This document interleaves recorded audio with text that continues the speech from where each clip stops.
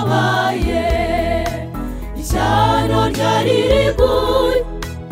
twari dupfuye nawe udukurikirana Satani umwanzi uturwanya ashaka ko tuzima isumwa mudukunda niyemera ko tuzima twari twakatiwe burundu yo gupfa adukuraho Yesu iteka ryo gupfa yemera gupfa urupfu ruteye isoni atizinyoko-muntu awibikagera ati nubwo yabumwe nakwiriye gupfa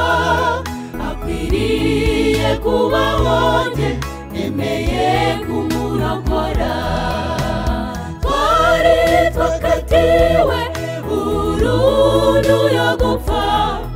adukuraho Yesu iteka ryo gupfa yemera gupfa urupfu ruteye isoni atizinyoko-muntu awibikagera ati nubwo yabumwe nakwiriye gupfa akwiriye kubaho nje nemeye kumurokora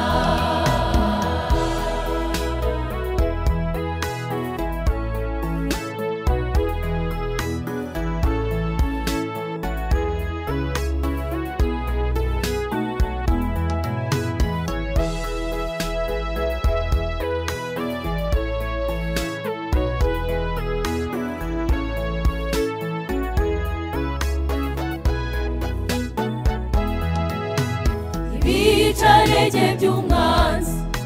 ntibyaguciye intege intego n'umugambi byawe bye kugerwaho ineza yituwe inabi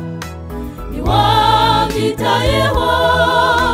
mu mbaraga no gusenga warokoye inyoko-muntu twari twakatiwe burundu yo gupfa adukuraho Yesu iteka ryo gupfa yemera gupfa urupfu ruteye isoni atizinyoko-muntu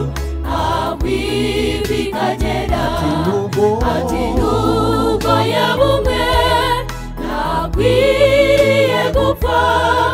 akwiriye kubaho nje nemeye kumurokora twari twakatiwe burundu yo gupfa adukuraho Yesu iteka ryo gupfa yemera gupfa urupfu ruteye isoni atizinyoko-muntu awibikagera ati nubwo yabumwe nakwiriye gupfa akwiriye kubaho nje nemeye kumurokora twese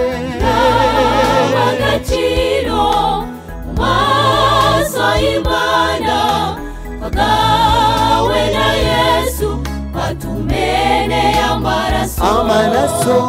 amaraso ya Yesu